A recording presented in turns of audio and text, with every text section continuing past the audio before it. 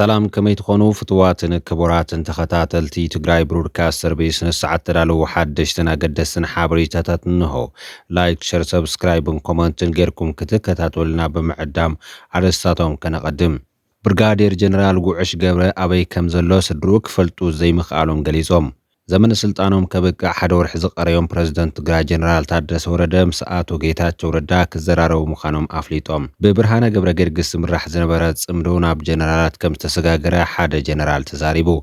أول سعيدون فنجه بلو حزب تقراي كاب حوحات وصاي كالق ممارسي عيدلن كبل ليتنال جنرال برهانة نقاش ود مدهن تزاريبو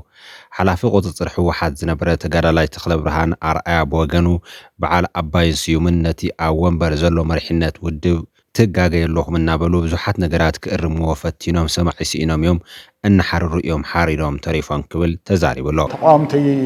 ينازلوا دوات عبي عقن عبي حيل زلهم مسؤولي يسمعنا مالتي مريت توزين دي أب تقراين دي زلو تقراي زلوون يكون أب تقرايون عبي دقف زلهم مسؤولي أي سمعنا كافت زول قاطع وقسكا تزبس أفتو زلو مرح ودب أما عراري خخد أو رمين استخاخلن كاستخاخل إيدا اللمبر كالأت بزحات بارتات تفت إيرانس أو أتو كالي كحمزقون أي فكدن من نباين من السيو من زيسهم سوات نتاخلا ورهان كسمعوا والكاي تزبان نسوم كون نحرر كو يم حريره مفترا نحرر تخناتات كيتو هلا شو نخستخاخل كندي نغير ግን ከምዝ ስኮፉ እዮም ዝገብሩ እንታይ ትዝበል ሰው መታ ከምዚ እንደጎረ እዚ ይባላሸለ እንተለ በታ ኔትወርክ ገይሮም እስካብ ታሕቲ ናፍቲ ስልጣን ተመሊሶም ክኣትው ደልዮም ለምን እዞም ተቋምቲ ፓርቲ ዝበሃሉ ዕላማ የብሎምን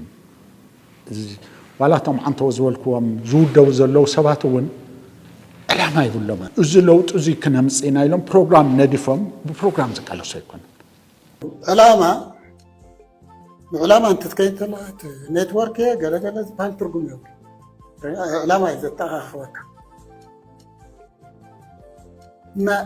ናይ ውልቀ ጥርሚ ምትእኻብ ተጀሚርካ ግን ነዚ ክትከላኸል ኔትወርክ የብልካ ስለ ስልጣን ምስ ሓዝና ዕላማ እናተረሰዐ ዕላማ ንጎኒ እናተገደፈ ሰባት ኣብ ዙርያ ውልቀ ጥቕሚ ስልጣኖም ንክሕልው ይኹን ናብ ስልጣን ንኽድዩ ምትእሳር ጀሚሩ ፓትሮኔጅ ኔትወርክ ይበሃል ናይ ጥቕመኛ ጃንዳ ምትእኻብ وزي قدم إلي جميل بقى سلطان مسحزنا يتمتأخر جميل يفلح له ويبزح له تقييم وخبر نرى لنا إحنا أول نمنتاي مفتح زي يكبر له زبل حتى عمد مئتاون تجمرت له شعو مفتح له معناتي ما بقصص اللي زي بلهم مسارات اللي زي بلهم يتم زوجه أيقونن ولا أنت زمتوا بسلام من قدون برنامج يبلا من برنامج زبالة ما بقى تتحيزو تتخلنا زبالة تمرس بهال برنامج نهزب زلع نهزب زودك تتحيزون ديو كاو شريفة من قرمي من برنامج كوت زي كلهم سكلا علامة زي ولو برنامج زي ولو موجودة دابي زلا زي تتحف برنامج يزمر عن إرهاوات لا يدهرم اللازم بقى سلطان مسحزنا يتمتأخر الجميع من تايت حوحات راي كنا حوحاتس تاي غير قال لي أكل أكلك ياتي ردهن ناتكا فوليت بيرو جميرو ما خلاي كوميتي يزنورو ناي حوحات بقى خبرت ناس أيهون تي سراويت مستوهلة زين بخبرة أسناويتنا بزح تقدر لا يدوم سلزو تنطلو يا ها نتورك نايطم متسارو ونكره تسترفد ما سيفل كوينو السيفل منغستاوي ምምሕዳራት እንዲያ ማለት ስለዚህ ዓላማና ገደፈንታ ይዘጣ ጥቕሙ ማለት ስለዚህ ዝሓዛ ስልጣን ንሳ ህልውቲ ክትከውን ካብኣ ዝዓበየት እውን ንኽረክብ ናብኣ ዘይመፀ ድማ ናብኣ ንኽመፅእ ናይ ምትእስሳር ይጅመር ማለት እዚ ነዊሕ ፃንሕ ማለት ኣብ ጅቡቲ ሓያል ዕግርግር ከም ዝቐጸለ ይግለጽ ኣሎ። ጅቡቲን ኢትዮጵያን ዘራኽብ መስመር ወደብ እውን ኣብ ሓደጋ ወዲቑ ተባሂሉ ኣሎ። ሶማልያ ንኢማራትስ ኣባሪራ ምስ መናሕንሕታ ኳታር ወተሃደራዊ ስምምዕ ኣሲራ። ቀርኒ ኣፍሪካ ሓይልን ብልሓትን ዝጠልብ ቀርኒ ምዃኑ ብዙሓት መጠንቀቕታ ይውፅእ ኣለዉ ዝብሉ ነሰዓት ተዳለዉ ሓበሬታታቶም ሰናጸኒሕኩም ክትከታተሉ ብምዕዳም ናብ ዝርዝራቶም ክንቅጽል። ብርጋዴር ጀነራል ጉዑሽ ገብረ ኣበይ ከም ዘሎ ስድርኡ ክፈልጡ ዘይምኽኣሎም ገሊጾም ነቲ ጀነራል ክሓቱ ዘድልይዎ ምግብታትን ካልኦት ኣገደስቲ ነገራትን ከቕርቡ ዘይምኽኣሎም እዮም ሓዊስካ ስድራ ቤቱ ገሊጾም ዘለዉ። ቀቶም ድማ ንፕረዚደንት ታደሰ ወረደን ቢሮ ጸጥታ ትግራይን ብጽሑፍ ኣቕሪቦም። ጀነራል ጉዑሽ ገብረ ካብ ዝተተሓዘ 2 መዓልቲ ሓሊፎ ክሳብ ሕዚ ዝተኣሰረሉ ቦታ ክፈልጡ ክረኽቦ ከም ዘይከኣሉ ስድራ ቤቱ ኣብቲ ትማሊ ዘውፅዎ ሓበሬታ ገሊጾም ኣለዉ። ጀነራል ጉዑሽ ገብረ ነቶም ስልጣን ካብ ህዝቢ ቀዲሞም ናብ አዲስ አበባ ኮነ ናብ አስመራ ዘቋመቱ መራሕቲ ፖለቲካ ብምቅዋም ዝፍለጥ ጀነራል ምዃኑ ዝፍለጥ እዩ። ሸቂሎም ንትግራይ ክድግፉ ለይትን ቀትርን ስራሕም እናገደፉ ተሰሊፎም ኣብ ደገ ዘለዉ ኣሕዋትና ኣብ መንጋጋ ፀላእ ኮይኖም ጨሪሖም ዝኽኣልዎ ገይሮም እዚ ኩሉ ታሪክ ሰሪሑ ቦትኡ ኣብ ዓለም ኣድሚቑ ሕጂ እንታይ መርገም ከም ዝኣተወና ይፈልጥን መሕዘን እዩ መሕዘን እዮም ኣባላሽሞ ዘባላሽዎ ዘለዉ ድማ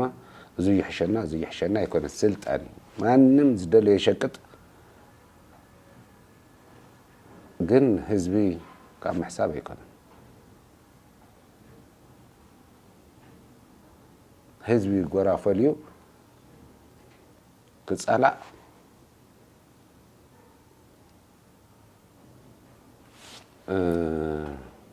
ነዚ ከምዚ ኢሉ ሓቢሩ ሰሚሩ ዝተቃለሰ ህዝቢ ናይ እገሌ ኢልካ ክተጨቃጭቆ ሓድነቱ ክተፍርሶ ምምኳር ናይ መራሕትና ክሕደት እዩ ኩሎም ከ ጅቡቲን ኢትዮጵያን ዘራኽብ መስመር ወደብ ኣብ ሓደጋ ወዲቑ ተባሂሉ ኣብ ጅቡቲ ሓያል ናዕቢ ቅፅል ከም ዘሎ ተሰሚዑ ኣሎ። ኣብ ጅቡቲ ብደረጃ ሃገር ምዕፃው ኢንተርኔት ዘበገሰ ግጭት እዩ ከም ዘጋጠመ ዝግለጽ ዘሎ። ጅቡቲ ርኡይ ፖለቲካዊ ፀጥታዊ ዕግርግር ኣጋጢምዋ ይርከብ። ጠንቂ ዓመፅን ዕጥቃዊ ግጭትን ጅቡቲ መንግስቲ ኣብ ልዕሊ ተቃወምቲ ዕጡቋት ዓፋር ግንባር ምምላስ ሓድነትን ዲሞክራስን ፍሩድ ጣም ብዝገጠመ ግብረ መልሳዊ መጥቃዕቲ ከም ዝኾነ ይግለጽ ኣሎ። እቲ ሃገር ድማ ናብ ግጭት ከም ዝኣተወት ይስማዕ ዘሎ። እዞም ዕጡቋት ኣብ ከም በዓል ታጆራ ኣቦክ ዲኪል ዝኣመሰላ ዞባታት ልዕሊ ደርዘን ዝኾኑ ወተሃደራዊ መደብራት ከም ዝተቆፃፀሩን ፀብፀባት የመልክት ኣለዎ። ብኻልእ ገጽ ነዚ ሕነን ምፍዳይ ኣብ ከተማ ጅቡቲ ዝርከቡ ደገፍቲ መንግስቲ ንተወለድቲ ዓፋር ዕላማ ብምግባር ሰፊሕ ዕንወት ንብረት ምንዳድ ኣባይትን ምዝማትን ኣስዒቦም ዝብል ሓበሬታ እናወፀ እዩ። እቲ ኩነታት ንነዊሕ እዋን ፀንሐ ቅሬታታት ማሕበረሰብ ዓፋር ዘንፀባርቕ ምዃኑ ይግለጽ ኣሎ። ብግምት 70 ስፍሓት መሬት ሃገር ክሕዝን ከሎ ብታሪክ ተገሊሉ ዝፀንሐ ክፋል ሕብረተሰብ እዩ ተባሂሉ ኣሎ። እቲ ግጭት ካብ ወሰን ዞባታት ናብ ርእሰ ከተማ ምብራኽ ሓደገኛ ሓድሽ ምዕራፍ ዝውክል ንማሕበራዊ መሰረት ሃገር ኣብ ሓደጋ ዘእትን እዩ ይበሃል ኣሎ። ምዕፃው ኢንተርኔት ክፍተታት ፀጥታን ሓደ ካብቶም ኣብቲ ሃገር ዘስጉኡ ዘለዉ ጉዳያት ኮይኑ ኣሎ።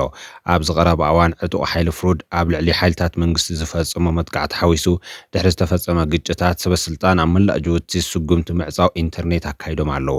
እዚ ስጉምቲ እዚ ማሕበራዊ መራኸብታት ኣቢሉ ዝዝርጋሕ ናይ ተቃውሞ ቪድዮታት ንምግታእን ዋሕዚ ሓበሬታ ንምቁፅፃርን ዝተፈተነ ይመስል ይብሉ ተዓዘብቲ። ናፃ ፀብፀባት ከም ዝሕብርዎ ኣብ ወተሃደራት መንግስቲ ክሳራታት ከም ዘጋጠመ ቀጻሊ ናዕቢ ከምውን ካብ መንግስትን ተቃወምትን ንጹር ርክብ ኣብ ዘይብሉ እዋን ወጥሪ ዝመልኦ ሃዋሃው ከም ዘሎ ተሓቢሩ ኣሎ። ውሽጣዊ ዘይምርጋእ ጅቡቲ ብፍላይ ኣብ ምርጋእ እቲ ሃገር ህላዊ ማዓስከር ወተሃደራትን ዘድርኽ ኣብቲ ሃገር ወተሃደራዊ ማዓስከራት ዘቆማ ዓበይቲ ሃገራት ዓለም ከም ኣሜሪካ፣ ቻይና፣ ፈረንሳይ፣ ጃፓን፣ ጣልያን ኣብ ግምት ብምእታው ስግኣት ኣንጸላልየሎ። እታ ኣብ ከምዚ ዓይነት ውሽጣዊ ወጥሪ ዘላ ጅቡቲ ንኢትዮጵያ ብቐጥታ ትጸሉ ኮይና ቀዳማይ ሚኒስትር ኢትዮጵያ አብይ አሕመድ ድማ በመገድ ባቡር ኢትዮ ጅቡቲ ስትራቴጂካዊ መጓዓዝያ ጽዕነት ኣብ ምዕባይ ዘተኮረ ዘተን ምክያድ ኣብ ቀረባ እዋን ናብ ጅቡቲ ዑደት ከካየድ ከም ዝተገደደ እዩ ዝንገር ዘሎ። ይኹን እምበር ጅቡቲ ዝነበራ ቁጠባዊ ረብሓ ካብ ኢትዮጵያ ይንቆልቁል ምህላው እዮም ጸብጻባት ዘመልክቱ ዘለዉ። ብመሰረት ጸብጻብ IMF ቁጠባ ጅቡቲ ብሰንኪ ውድድር ናይ ወደብ ሶማሊላንድ በርበራ ኣዝዩ ሕማቅ ኮይኑ ይቕጽል ከም ዘሎ ዝሕብር ኮይኑ ጅቡቲ ኣብ ዝሓለፈ 30 ዓመታት ኤርትራ ናጽነት ምስ ረኸበትን ምስ ኢትዮጵያ ናብ ግጭት ምስ ኣተዋን ናብ ኢትዮጵያ ዝኣትን ዝወፅን ፍርያትን ኣቑሑትን ናይ ኢትዮጵያ ብበይናዊ ቁጽጽር ረብሓ ከም ዝነበራ ዝፍለጥ ኮይኑ ሕዚ ግን እዚ ብሰንኪ በርበራት ስእኖ ከም ዘላ እዩ ዝግለጽ ዘሎ። ተወሳኺ ሓደጋ ከም ዝዋብ ዘይምርጋእ ክህሉ ዝኽእል ንግዳዊ ተኣፋፊ ፊስካዊ ብድሆታት እውን ኮይንዋ ከም ዝቕጽል ዘሎ ተሓቢሩ ኣሎ። ብሓፈሻ ሓዳሽ ዓመት ጥሪ 2026 ፈረንጂ ንጅቡቲ ውሽጣዊ ዓመፅን ዘይምርጋእን ኣብ ጅቡቲ ብርቱዕ ጽልዋ ኣምፂኢላ ኣሎ። እዚ ቅልውላው ንውሽጣዊ ጸጥታ ይኹን ኣብ ምርጋእ ጅቡቲ ዝተመርኮሰ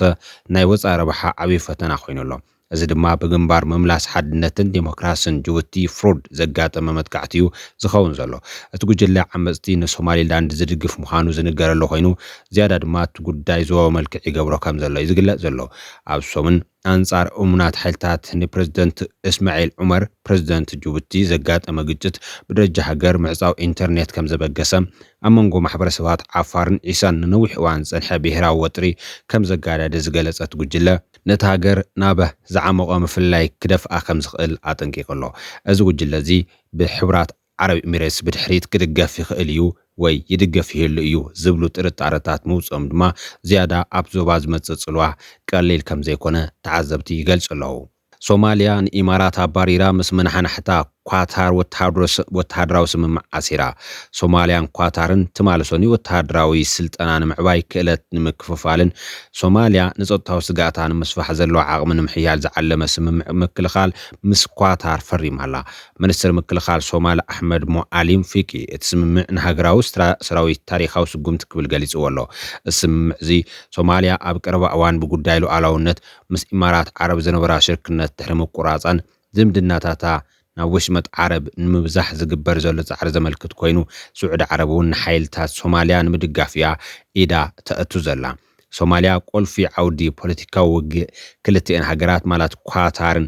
ኢማራትን ኮይና ጸኒሓ እያ። ቅድሚ ሕዚ ንሶማል ኢማራት ዓረብ ብሓገዝ ስልጠናን ወፍርን ጽልዋ ሓኒጻ ዝጸንሐት ኮይና ኳታር ድማ ብመገዲ ሰብኣዊ ሓገዝ ፕሮጀክትታት መሰረተ ልምዓት ከምኡውን ምስ ተወሰኑ መራሕቲ ሶማልን ቱርክን ጥቡቕ ርክብ ብምፍጻም ጽልዋኣ ኣብ ሶማልን ቀርኒ ኣፍሪካን ክትሕይል ጸኒሓ እያ። ሕዚ ግን ኳታር ኣብ ልዕሊ ኢማራት ዓወት ተጎናጺፋላ። በዚ ድማ ሶማልያ ነታ ጸላኢት ኢማራት ዝኾነት ኳታር ዓዲማ ስምምዕ ወተሃደራዊ ኪዳን ፈሪማላ። ነዚ ጉዳይ ብዓይኒ ትግራይ ዝርእዎ ዘለዉ ተጋሩ ተንተንቲ ፖለቲካ ከም ዘጠንቅቕዎ ቀርኒ ኣፍሪካ ሓይልን ብልሓትን ዝጠልብ ቀርኒ ምዃኑ ይሕብሩ ኣለዉ። ቀርኒ ኣፍሪካ ኣብ ታሪኹ ገጢሞ ዘይፈልጥ ምፍጣት ሓይልታትን ምውፃእ ዝዓበየ ስርዓት ኣዲስ ኣበባ ጎቲትዎ ዝኣተወ ገበልን ኣብ ወጥሪ ኣትዩሎ ብምባል ብፍላይ ንኢማራት ዝገልጽዋ ዘለዉ ኮይኖም ንስንፍና መንግስቲ 4 ኪሎ ተጠቒመን ብጥምረት ናብ ቀርኒ ኣፍሪካ ዝተሳገራ ስዑድያን ኢማራትን ነቲ ኣብ ዘመነ ኢህወደግ ኣብ ጅቡቲ ተኣጒዱ ዝጸንሐ ሓይሊ ቻይና፣ ኣሜሪካን ፈረንሳይን ተወሳኺ ረስኒ ፈጢሩሉ ከም ዘሎ እዮም ዘመልክቱ ዘለዉ። ልዕሊ ዓቕማ ክትውጠጥ ጸንሐት ኢማራት ዓረብ ካብ ሶማልያ ክሳብ ሊብያ ካብ የመን ክሳብ ቻድ ማእኸላይ ኣፍሪካ ተዘርጊሓ ክትቆጻጸሮ ዘይትኽእል ሓይልን ገንዘብን ኣዋፊራ ድሕሪ ምጽራሕ ንፈሰስ ኢማራት ብዲፕሎማስያውን ወተሃደራውን ሓይልታት ስዑዲ፣ ቱርክን ግብፅን ጨዋዳታታ ክሸማቐቑ ጀሚሮም ኣለዉ ክብል ኣብዚ ጉዳይ ተደሪኹ ምልከትኡ ዘካፈለ ተንታኒ ገብረስላሴ ሓቢሩ ኣሎ። ደረኳ ብተብተብ ኣዕጢቓቶ ዝጸንሐት ስግግር መንግስቲ ደቡብ የመን ፈራሪሱ ካብ ኪስማዮ ክሳብ ሃርጌሳ ዘርግሐቶ ወተሃደራዊ ጥምረት ብህፅፅ ክወፅእ ብቐጢን ትእዛዝ ሶማልያ ተገዲዳላ።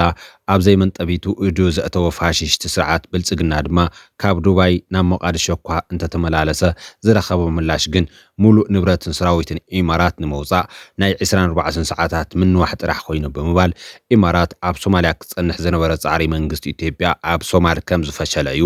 ገሊጹ ዘሎ። ሶማልያ ናይ መን ሓይሊ ተጠቒማ ንኢማራት ኣብ ሓፂር ሰዓት ሰጉጓታ ዝብል ሕቶ ክምለስ ይግባእ ምስ መን ተጸጊዑ እንታይ ዓቕሚ ይፈጥር ንዘሎ ሕቶ ንዝብል ሕቶ ክትምልስ ድማ ኩነታት ክትግምግም ትግደድ ክብል ቅድሚ ሶማል ንኳታር ጎቲታ ምውፅኣ ሓሳቡ ዘካፈለ እቲ ተንታኒ እዚ ጉዳይ ንትግራይ ዘለዎ ጽልዋ ቀሊል ከም ዘይኮነውን ኣመልኪቱሎ ብስዑድ ዓረብ ዝምእዘን ጥምረት ገልፍ ሊግ ዓረብን ብዝሃቦ ፋይናንሳዊ ወተሃደራዊ ሓገዝ ቅልጽማ ክተደልል ዝጀመረት ሱዳን ኣብ ልዕሊ እቲ ብኢማራት ዝድገፍ RSF ክትወስዶ ዝጀመረት ብሰማይን ምድርን ዝተዋደደ ስርሒት ህልውና ሕመቲ ከብቅዕ ዘለዎ ዕድል ዝለዓለ እዩ ሕመቲ ክምክሐሉ ዝጸንሐ ቴክኖሎጂ ድሮን ዳርጋ ናብ ባዶ ወሪዱሎ ክብል እውን ኣዘኻኺሩሎ ኣካል እቲ ጥምረት ዝኾነት ግብፂ ድማ ኣብ ሊብያ ተሰሪቱ ዝጸንሐ ብጀነራል ሓፍታር ዝእዘዝ ኢዳኣታውነት ኢማራት ዓረብ ካብ ምኹር ማይ ብተወሳኺ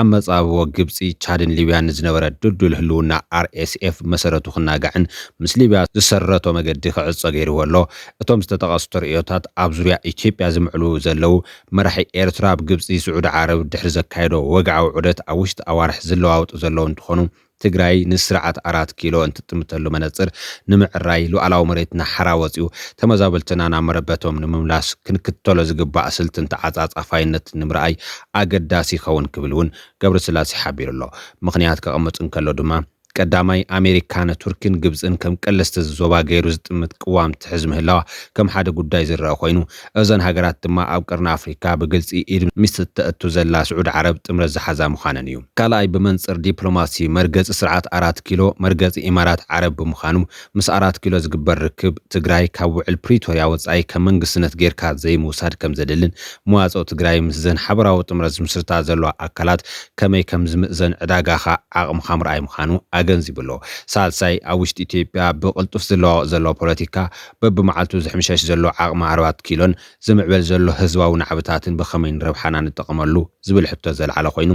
ራብዓይ ትግራይ ኣብ ዞባ በብመዓልቱ ዝምዕብሉ ዘለው ለውጥታት ምስካም ዘኽእላ ኣቕምታታ ከመይ ትዕቅባላ ነዞም ተሓላሊኾም ዘለው ኩነታት ናብ ረብሓና ንምልዋጥ ኣየናይ ዓቕምና ኢና ክንጥቀም ንኽእል መሪሕነትና ብመንጽር 4 ኪሎን ውልቃዊ ክብርን ዘይኮነስ ብመንጽር መጻኢ ናጻ ትግራይ ንምጥማት እንታይ ይገብራሎ ዝብል ሕቶታት ተደጋጊሙ ክለዓል ይግባእ ክብል እውን ኣገንዚብሎ እዞም እንትታት ንምምላስ ብሕታዊ መወዳደሪ ጉዳይ ሓይልን ምትዕጻፍን ንጽባሕ ዝበሃል ኣይኮነን ን3 ዓመታት ክጓተት ዝጸንሐ ሓድነት ፋኖ ብ19 ማእኸላይ መሪሕነት ዘሎ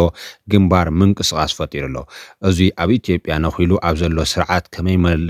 መሊኡ ናብ ረብሕኦም ክልውጥዎ ተወዳደርቲ ሓይሊ ንምዃን ዘይነበሮም ሓይሊ ይእክበለው ዝብል ግንዛበ ምውሳድ ከም ዘለ ዝገለጸ እቲ ተንታኒ ትግራይ ኣብዚ ሓይልን ምትዕጻፍን ዝሓትት ወሳናይ ምዕራፍ ትኽክለኛ ቦታ ኣሒዛ ንምውፃእን መሰል ዓርሰ ውሳነ ህዝቢ ትግራይ ንምርጋጽ ጥበብ ወሳናይነትን ሓይልን ትግራይ ዓቂብካ ምኻድ ንጽባሕ ይበሃልን ዝብል መልእኽቱን ኣመሓላሊፍሎ ክቡራትን ክቡራንን ኣብዚ ጉዳይ ዘለኩም ርእይቶ እንታይ እዩ ከተካፍሉና ትኽእሉ ኢኹም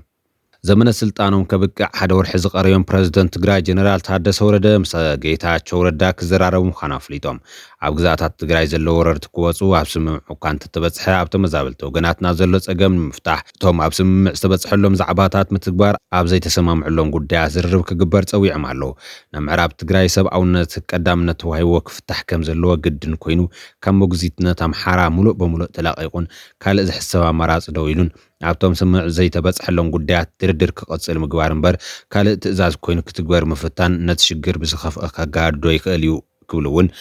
ተሓሳሲቦም ኣለዉ ኣብዚ ቅነ ተመዛበልቲ ብዛዕባ ምምላስን ኣብ ትሕቲ ወረርቲ ዘሎ ህዝቢ ሓገዛት ክወሃቦን ዝስማዕ ዘሎ ወረ ከም ግዜያዊ ምሕዳር ትግራይ ናትዕማም እናሃለወ ብኻልኦት ክትግበር ምጅማሩ ኣይንቕበሎን ብምባል ዝነፀጉ ጀነራል ታደሰ ኣብ ምምላስ ተመዛበልቲ ጸለምቲ ዝነበሩ ፀገማት ኣብ ምዕራብ ትግራይ እውን ክድገሙ ዝግበር ስራሕቲ ተቐባልነት የብሉን ብውነ ክረአ ይግባእ ክብሉ ተሓሳሲቦም እዮም ፕሬዝደንት ግዜያዊ ምሕዳር ትግራይ ጀነራል ታደሰ ወረደ ኣብ ዘመነ ስልጣኖም ምምላስ ተመዛበልቲ ሓዊሱ 8 ዓበይቲ ዕማማት ክፍጽሙ ቃልኣት እዮም እኳ እንተነበሩ ብዘይፍረ ዘመነ ስልጣኖም ከብቅዕ ሓደ ወርሒ ቀሪቡ ኣሎ ክብሉ ተዓዘብቲ እናገለጹ እዮም ኣብ ማእኸል እዚ ተመዛበልቲ ክምለሱ ምዃኖም ምምሕዳር ክፈርስ ምዃኑ ብኣቶ ጌታቸው ረዳ ኣብ ዝቐነነያት ከም ዝሰምዑ ዝገለጹ ጀነራል ታደሰ ወረደ ኣፍልጦ ከም ዘይብሎም ብምግላጽ ብዛዕባ እዚ ምስ ኣቶ ጌታቸው ረዳን ምስ ሰበስልጣን ኢትዮጵያን ክዘራረቡ ድሌት ከም ዘለዎም ኣብ መግለጺኦም ኣመልኪቶም ኣለዉ ኣብኡ ዘሎ ምሕደራ ናይ ምፍራስን ዛዕባ ይስማዕ ኣሎ ምዚ ብተዛመደ ኣብቲ ተመዛባላይ ይኹን ኣብኡ ዘሎ ዘይተመዛበለ ህዝቢ ኣብ ከቢድ ሽግር ከም ዘሎ ክድነቕ ዘለዎ ዝተዋህቦ ኣፍልጦ ኣሎ ናይቲ ከባቢ ሽግር ዝተወሳሰበን ሰብአዊን ፖለቲካውን ሜዳያት ከም ዘለዎን ሰብአዊ ሽግር መፍታሕ ቀዳምነት ክወሃቦ ዘለዎን ፍታሕ ሰብአዊ ፍታሕ ቀዳምነት ተዋሂቦ ክፍታሕ ዘለዎ ምዃኑ እውን እናተገለጸ ንሰምዕ ኣለና ጊዜያዊ ምሕዳር ትግራይ ኣብዚ ቀረባ ጀሚሩ ዝለዓል ዘሎ ዛዕባ ዋና በዓል ጉዳይን ፈጻሚን እንዳሃለወ ንዕኡ ኣግሊሉ ዝጅመር ዘሎ መስርሕ ትኽክል ኢሉ ዘይኣምን እንትኾነ እውን ብደገ ኮይኑ ውፅኢት ክንገሮ ክጽበ ስለ ዘይግባእ ኣብዚ ጉዳይ ይነጥፉ ምስ ዘለውን ምስ ፌደራል መንግስትን ክዘራረብ እዩ ብብርሃነ ገብረ ገርግስ ዝምራሕ ዝነበረ ጽምዶ ናብ ጀነራላት ከም ዝተሰጋገረ ሓደ ጀነራል ተዛሪቡ ብዛዕባ እዚ ንፈለማ እዋን ብቐጥታዊ መገዲ ዝተዛረበ ሌተናል ጀነራል ብርሃነ ነጋሽ ወዲ መድህን ጽምዶ ስርዓት ንምውዳቕ ዝዓለመ ምዃኑ ገሊጹ ኣሎ ብርሃነ ገብረ ጊዮርጊስ ድሕሪ ምሳሩ ምስ ናይል ወልደ ጊዮርጊስ ተራኸበ ኣወል ስዒድ ብብርሃነ ክላገጽ ተራእየ ኮይኑ ኣብ ማእኸል ሌተናል ጀነራል ብርሃነ ነጋሽ ወዲ መድህን ጽምዶ ብደረጃ ጀነራላት ዝተተሓዘ መደብ ምዃኑ ኣቃሊዑ ዘሎ እዚ ድማ ብሓባር ንሓደ ስርዓት ንምእላይ ምዃኑ ንመጀመርያ እዋን ብሚድያ ደረጃ ዝተዛረበ ጀነራል ኮይኑ ኣሎ ብዙሓት ሰባት ንጽምዶ ብጥርጣረ ብምርኣይ ናይ ብልጽግና ጽዕንቶ ሚዛን መትሓዚ መግበሪ ዝጠቅም ዝመስሎ ሰብ ኣሎ እዚ ግን ካብ ፕሮፓጋንዳ ሓሊፉ ብጭቡጥ ብዝተፈላለዩ ምኽንያታት ትግራይ ምስ ዝኣተወቶ ውዕልን ዘላቶ ወድዓዊ ኩነታትን እቶም ተጻመድቲ ክረኽቦ ዝሓስቦን ዘለዎም ግደን ብጭቡጥ ረብሓ ከምፅእ ኣይኽእልን ትግራይ እኳ ደኣስ ንትግራይ ከም ፈጣሪ ፀገም ክትሰኣልን ዲፕሎማስያዊ ክሰራ ክበፅሓን ዝገብር እዩ ኣብ መሬት ዘሎ ሓቅን ዓቕምን ምስ ፕሮፓጋንዳ እንተዘይተሳንዩ ናይ ምድርዳር ዓቕምኻ ዝውስኽ ካልእ መገዲ ምርኣዩ ዝሓሸ ጃህራን ኣብ ጥራሕ ኢድካ ፕሮፓጋንዳን ቀኒስካ ካልኦት ኣማራፅታት ምርኣዩ ዘዋፅእ ክውንነት ኣገዳሲ እዩ ዝብሉ እኳ እንትኾኑ ሌተናል ጀነራል ብርሃነ ነጋሽ ወዲ መድህን ግን ጽምዶ ንስርዓት ብልጽግና ንምውዳቕ ዝውዕል ምዃኑ ብወግዒ ዝተዛረበ ፈለማ ጀነራል እዩ ኮይኑ ዘሎ ዋላ ውድብ መንግስትን ውድብ ንውድብ እንተዝግበር እውን ሞራል የብሎም ናትኮ ፈራርሕና ክዛረብዎ እውን ምሕፈር እዩ ክሓፍሩ ነይሩዎም ንሕና ንጋደልና ዘለና ተጋደልቲ ኢና ተጋደልቲ ድማ ምዋጣጽኡና ርኢና ምስ ዝመሰለና ክንሓብር ግቡእ እዩ ምክንያቱም ዘይ ትጽምዶ استراتيجيك صمدلو استراتيجياዊ ራእያን ዕላማን ዘለና ንጻመደሉ ንተሓባበረሉ ምትሕባር ማለት እንዴት ጽምዶ እንብሎ ታክቲካል ድማ ንግዚያዊ ንስርዓት ንውዳዕ ወይ ዝተወሰነ ስጉምትን መኻድ ተወሰነ ደገፍ ንምግባር ስልታዊ ምሕዝነት እውን ኣሎ ኩሎም እዚኦም ክንጥቀመሎም ኢና ኩሎም እዚኦም ምጥቃም ድማ ትክክለኛ እዩ حجة صمدو ناي بيزنس يو كم تبرهان زبولو صمدو ناي سبرا بحايو صمدو زخون يخون نهزات إيتران تقراهن زرب بحنا قريبولو وكوالا بأنسارو دبنا خوينات زلووي مخنياتو صمدو ما زي حقاو نتفتا زكايلو كونتروباند زقبرولو سبات زيشويلو صمدو غيركا سبات تشوي أبي إيتران تقراهن نيتورك تفتيرلو ات نيتورك تي بت نيتورك خاني سبات كاب إيترا سجاب دسات وزم دس قبلك تجاوم دس قبلك عسرت شيء تفرم حموش شيء تفرم كلهم زيهم قبل نياتاتهم سلازي زخونه يخون نزانا قبل نياتات نيتورك التقامة زخونه يخون مصر زملو أخاني قداي ما عسرتي قداي ما جويتي قداي قتلت خون بحرياوي لازم أي برهانة مسعي عين فولت عيننا مناطق برهانة أبسعات زي حاولوا نسي أوشي أتوم صمدو مسريتنا زبل زلو وغانات زلو قود يقالو عطل زلو حجي بخفيلي بزحالة في جزي برهان تزايبو زيادة خزارب محانوين مبسعاتي تسواي خاني سرعة تقرافي هون أتوم أبتقراي زلو بزي صمدو زلو حقابرنياتات ني برهانة شاويوم أب إسربيت اتيامو زلو أبيت شوية سلازي غامت ناي وزحات فريحي ناي وزحات تقاف فرحي نيتراخ صدو اليوم مسجيدي نرئي سرعة تقراف حدا جنياي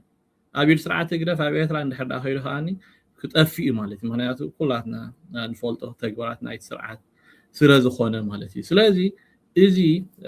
ذكاية زلوا دراما إيو ህዝቢ ትግራይ ካብ ሕወሓት ወፃኢ ካልእ መማረፂ የድልዮን ክብል ሌተናል ጀነራል ብርሃነ ነጋሽ ወዲ መድህን ተዛሪቡ። ሓላፊ ቁፅፅር ሕወሓት ዝነበረ ተጋዳላይ ተክለ ብርሃን ኣርኣያ ብወገኑ በዓል ስዩምን ኣባይን ነቲ ዓበ ወንበር ዘሎ መሪሕነት ውድብ ሕወሓት ትጋገዩ ኣለኹም እናበሉ ብዙሓት ነገራት ክእርሙ ፈቲኖም ሰማዓዮም ሲኢኖም እናሓረሩ እዮም ሓሪሮም ተሪፎም ክብል ገሊጹ ኣሎ። ብዘይካ ህዝባውያን ሓርነት ትግራይ ሕወሓት ኣብ ትግራይ ዝንቀሳቐሱ ኩሎም ተቃውምቲ ውድባት ዕላማ ዘይብሎም ናይ ጸላኢ ተላእኽቲ ዕሱባት እዮም ክብል እዩ ሌተናል ጀነራል ብርሃነ ነጋሽ ወዲ መድህን ገሊጹ ዘሎ። ካብቶም ላዕለዎት ወተሃደራዊ ኣዘዝ ትግራይ ሓደ ዝኾነ ጀነራል ብርሃነ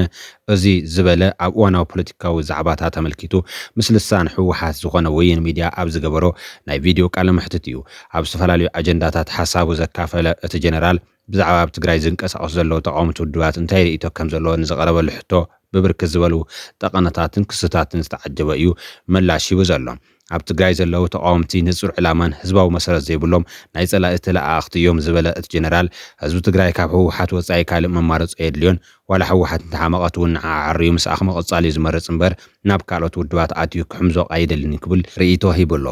እቲ ጀነራል ካብዚ ብተወሳኺ ነተቃውምቲ ከም ለማዳ እንስሳ ዝመሰሎ እንትኸውን ንኣብነት እንስሳ ስጋ ንዝህቦ ሰብ ይለምድ እዩ። እዞም ተቃውምቲ እውን ናይ ጸላኢ ባጀት ዝለመዱ ብኣቢሎም ድማ ንትግራይ ዝጎድእ ልእኽቶ ዝተሰከሙ ዝለመዱ እንስሳት እዮም ዝብል ኣገላልጻ ተጠቒሙ ኣብ ልዕሊ ተቃውምቲ ትግራይ ምርር ዝበለ ክስ ኣቕሪቡ ኣሎ። እቲ ንህዝቢ ትግራይ ዝጠቅም ምሩፅን ጽቡቕን ናይ ፖለቲካ ፕሮግራም እቲ ሕወሓት ዝሓዘ ፕሮግራም እዩ ዝበለ ጀነራል ብርሃነ ካብ ሕወሓት ዝሓሸ ፕሮግራም ሒዙ ዝመጽእ ተቃውምቲ ይህሉ እዩ ተባሂሉ ስለ ዘይግመት ህዝብና ኣብ ጎኒ መሪሕ ውድቡ ጠጠው ይበል ክብል እዩ ርእይቱ ሂቡ ዘሎ። ተቃውምቲ ውድባት ትግራይ ኣብዚ ዛዕባ ዝህብዎ ግብረ መልሲ ሒዝና ክንምለስ ኢና። ክሳብ ሽዑ ግን ኣብ መንጎ ሓላፊ ቁፅፅር ኮሚሽን ሕወሓትን እቲ ጀነራልን ዝበልዎ ንሕወሓት ዝምልከት ሓበሬታ ክቐጽል እዩ። እዚ ፖለቲካዊ ማሕበረሰብ እዚ ለውጢ ክደሊ ይኽእል እዩ። ለውጢ ዝደልዮ እንታይ እዩ? ዘለዉ ግድፈታት ምውጋድ እዩ፣ ምትዕርፋይ ካብ ወፃኢ ግን ውድብ ንምፍራስ መበገሲ ስለ ዘይብሎም መሰረት ስለ ዘይብሎም የትም ዝወፅሑ ኣይኮነን። ዋላ እንተ ዝመፁ ብሰላማዊ መንገዲ እውን ፕሮግራም የብሎምን። ፕሮግራም ዝበሃልማ በቃ ተታሒዙ ትክክለኛ ዝበሃል ምሩፅ ዝበሃል ፕሮግራም ንህዝቢ ዘለዓል ንህዝቢ ዝውድብ ተታሒዙ እንድዩ ካብኡ ሸሪፎምን ቆርሚሞምን ፕሮግራም ከውፅእ ይኽእሉን። ዕላማ ዘይብሉ ፕሮግራም ዘይብሉ ምውደዳብ እዩ ዘሎ። መጨረሽኡ ንፀረ ህዝቢ ከም መሳርሒ ክጥቀምሉ ስለ ዝደለዩ እዮም ንሪኦ መጨረሽኡ ኩልና ብሓላፍ ነቲ መድረክ ትኸውን ሕወሓት ሕዚ ተነ ጉጅለታት የሚለው ነናት ናብነት ሓደ ጉጅለ ወረደ ምስ ስምረት ኢሉ እዚ በፅሕፈት ዘለውን ሕወሓት ኣይኮነን። ናይ ቀደም ሕወሓት እውን ጨሩ እዩ። ናይዚ መድረክ እዚ ሕወሓት ትብል ነገር እውን የውል ረዳ እንደገና እዚ ሕዚ ዝኔፍቲ ቤት ኣብ ክልተ ዝተገመ